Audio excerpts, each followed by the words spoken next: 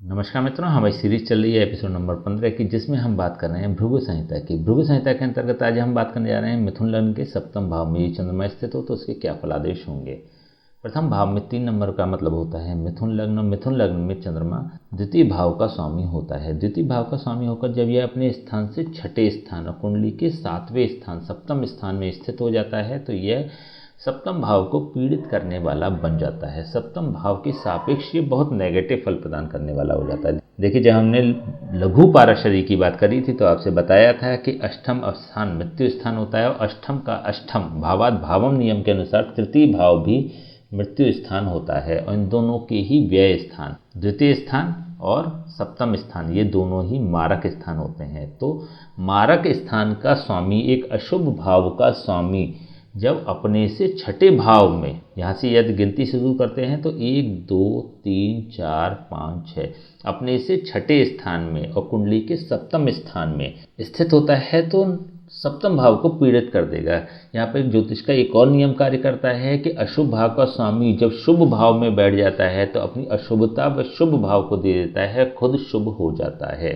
चंद्रमा द्वितीय भाव का स्वामी होकर जब सप्तम भाव में बैठेगा तो चंद्रमा अपने द्वितीय भाव के जो भी कंटेंट्स हैं उसको सप्तम भाव को दे देगा, खुद स्वयं शुभ हो जाएगा। यहाँ पर सप्तम भाव पीड़ित हो जाएगा, जीवन साथी को पीड़ित कर देगा, जीवन साथी को रोगी बना देगा।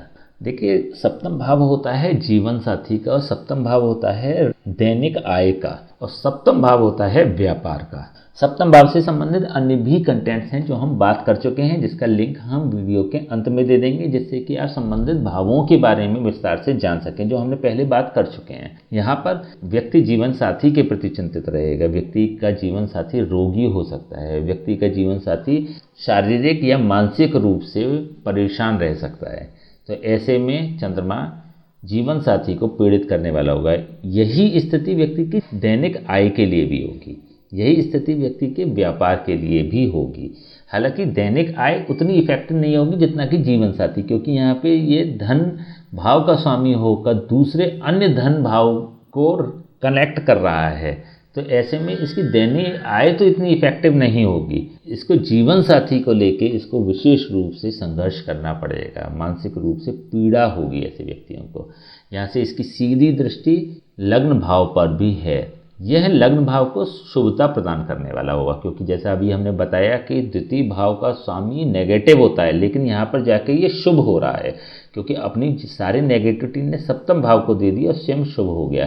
तो यहाँ से जब चंद्रमा शुभ होकर लग्न भाव पर दृष्टि डाल रहा होता है तो ये लग्न को शीतलता प्रदान करने वाला होता है। व्यक्ति का जो स्वभाव होता है बहुत कूल स्वभाव होता है, बहुत अच्छा स्वभाव होता है, पर्सनैलिटी बहुत अच्छी होती है। तो चंद्रमा से संबंधित जो विशेष गुण होते हैं वह लग्न को प्राप्त होंगे, वह सप्तम भाव को प्राप्त नहीं होंगे, वह लग्न को प्राप्त होंगे। तो ऐसे में जीवन साथी के स्वास्थ्य को लेके विशेष रूप से और धन के बेहतर योग बनाने के लिए इसके उपाय करने बहुत ज़रूरी हैं। तो पहला तो उपाय यही कर सकते हैं आप, जैसे हम हर वीडियो में आपको बता रहे हैं कि महिलाएं अपने सीधे हाथ की कलाई में, पुरुष अपने बाएं हाथ की कलाई में चांदी का कड़ा धारण कर लें सोमवार के दिन।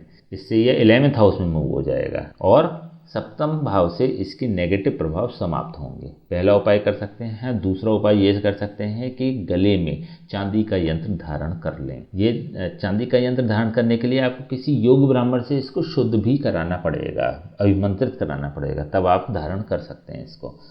तो इन दोनों में से कोई सा भी उपाय कर सकते हैं। और तीसरा एक महत्वपूर्ण उपाय यह भी है कि समय समय पे चंद्रमा के किसी योग्य ब्राह्मण से जाप और हवन कराते रहें। चौथा उपाय यह भी है कि भगवान शिव के मंदिर में जाकर शिवलिंग पर दूध अर्पित करें, दूध चढ़ाएं। ये भी एक अन्य उपाय है। तो इनमें से आप कोई सा भी उपाय कर सकते हैं या इसमें से 1 या 2 उपाय को आप कंसीडर कर सकते हैं। देखिए, जितने बेहतर उपाय आप करेंगे उतने अच्छे आउटपुट्स आपको मिलेंगे, जितने कमज़ोर उपाय आप करेंगे उतने कम आपको इफ़ेक्ट्स मिलेंगे।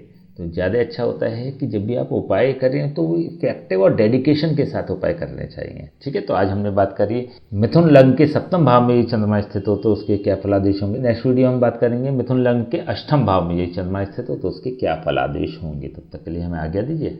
नमस्कार।